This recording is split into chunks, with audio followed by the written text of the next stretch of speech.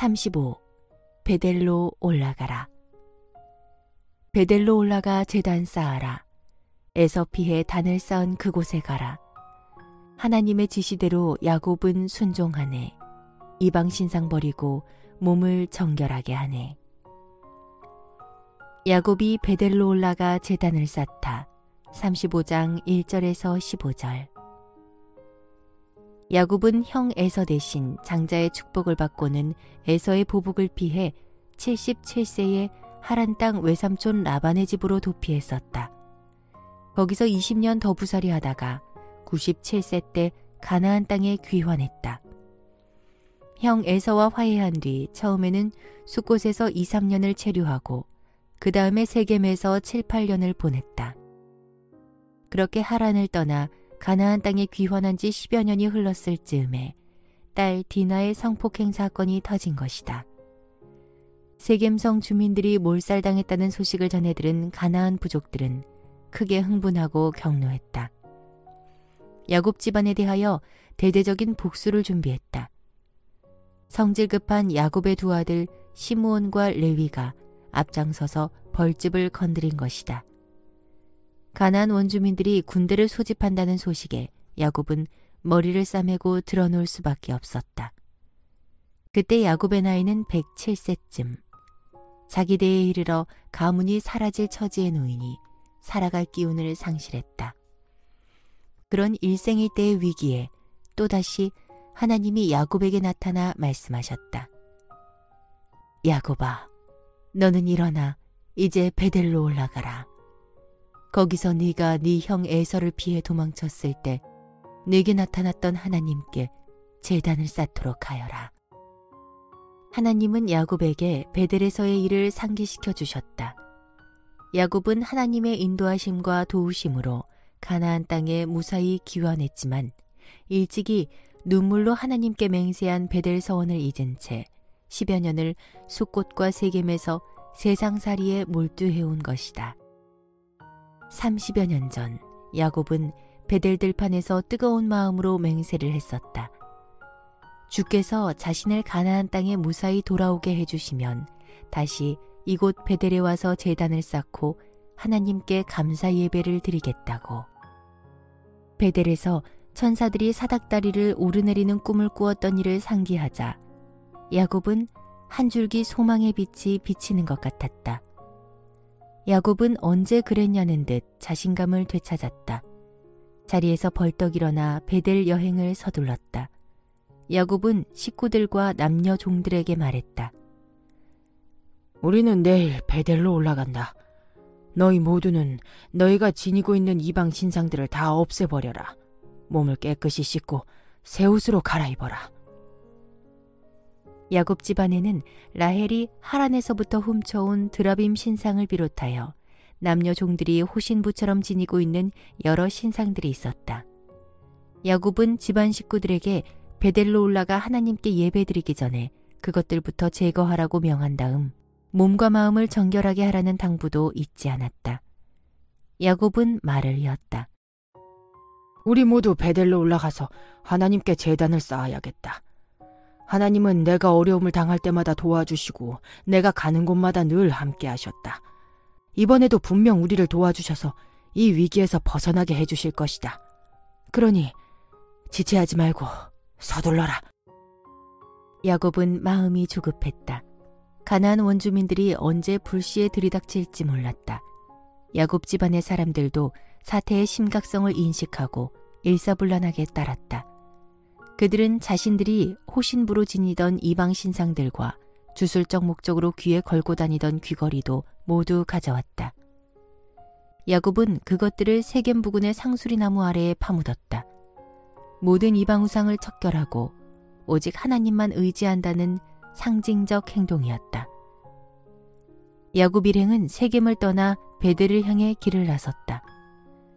야곱이 하나님의 명령에 순종하자 하나님은 인근 여러 성읍에 사는 가나안 원주민들의 마음속에 공포감을 심어주셨다. 그들은 야곱 일행을 두려워하여 추격하지 못했다.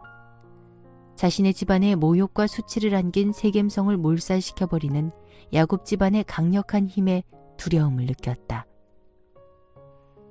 야곱 일행은 무사히 베델에 도착했다.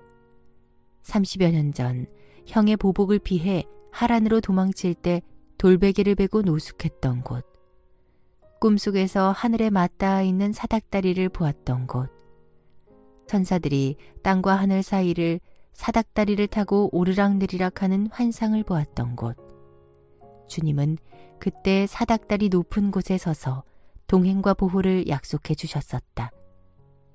야곱은 지난날을 회상하며 잠시 감회에 젖었다. 혹시 그때 자신이 세운 기념비가 있나 해서 두리번거리며 찾아보았다. 그러나 30년 비바람 세월에 그 자취가 남아있을 리 없었다. 야곱은 제단을 쌓은 뒤 하나님께 감사 예배를 드렸다. 그러고는 그곳을 엘 베델이라 불렀다. 베델의 하나님이란 뜻이다. 야곱이 하란에서 돌아온 후 베델에 이르러 제단을 쌓자 하나님이 야곱에게 다시 나타나셔서 복을 주셨다. 야곱아, 다시 확인해 주겠노라.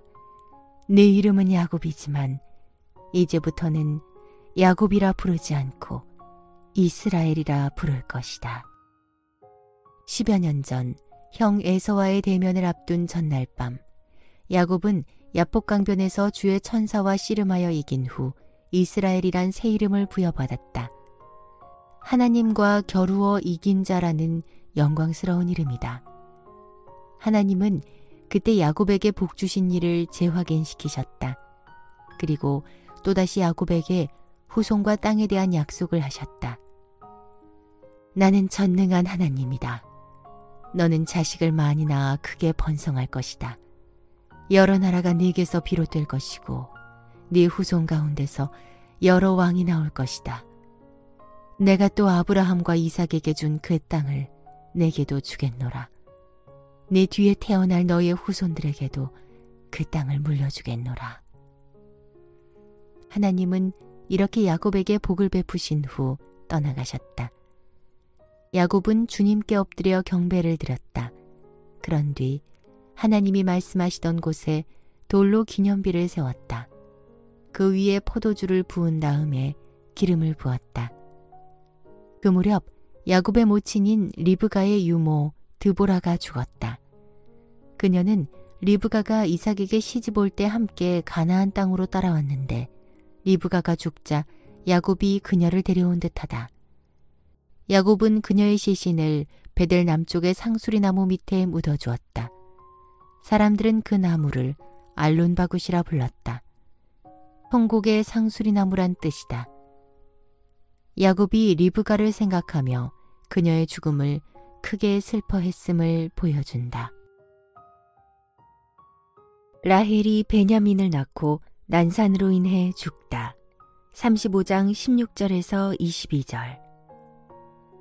야곱 일행은 베델을 떠나 가나안 땅 남쪽으로 계속 이동했다.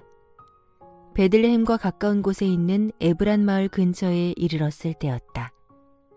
아까부터 힘든 표정을 계속 짓던 라헬이 더 이상은 못 참겠다는 듯 야곱에게 고통을 호소했다. 라헬은 만삭의 몸으로 여행하고 있었는데 너무 무리했는지 예정일보다 빠르게 진통이 찾아온 것이다.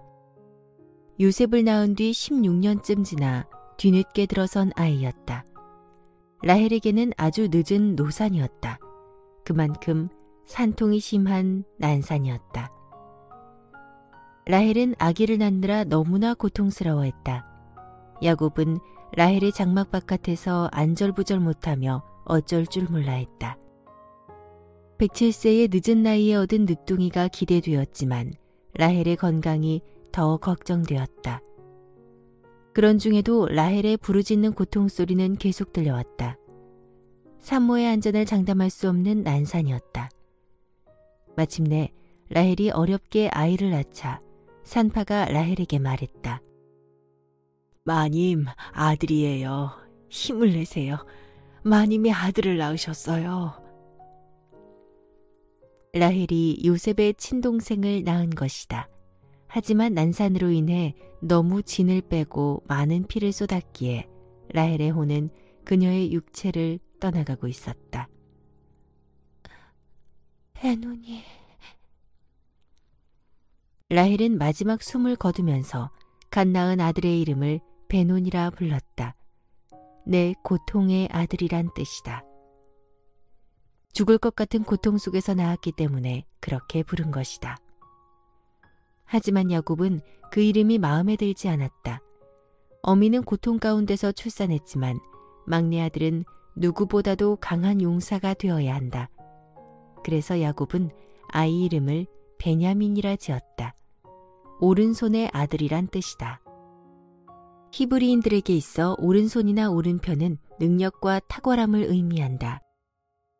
그렇게 긍정적이고 강력하고 소망적인 의미를 담은 이름으로 고쳐 부름으로써 라헬을 잃은 슬픔을 잊으려 했던 것이다. 야곱은 족장의 체면 따위는 잊은 채 서럽게 울었다. 소리 높여 울었다. 볼 때마다 가슴 뛰게 하던 라헬은 영원한 친구이자 연인이요 반려자였다. 라헬을 잃은 야곱의 슬픔은 크고도 깊었다. 여보, 편히 잠드시구려. 잘 가시오. 나도 곧 뒤따라 가리다. 야곱은 시신을 에브란 마을에 묻고 라헬의 무덤 앞에 돌기둥을 세웠다. 에브랏은 베들레헴에서 가까운 작은 마을이었다. 나중에는 베들레헴과 합쳐져 베들레헴 에브랏으로 불렸다. 친엄마를 잃은 17세의 소년 요셉도 큰 슬픔을 느꼈다. 라헬을 장사 지낸 뒤 야곱은 계속 길을 떠나 에델망대 건너편에 장막을 치고 한동안 체류했다. 에델망대는 가축대의 탑이란 뜻이다. 양떼를 지키는 망대가 있어서 그런 이름이 붙여진 것이다.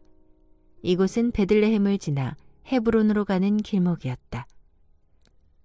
야곱이 그 땅에서 거주하고 있을 때 차마 입에 담기조차 부끄러운 일이 있었다. 장자 르우벤이 아버지의 소실 빌하와 잠자리를 함께한 일이다.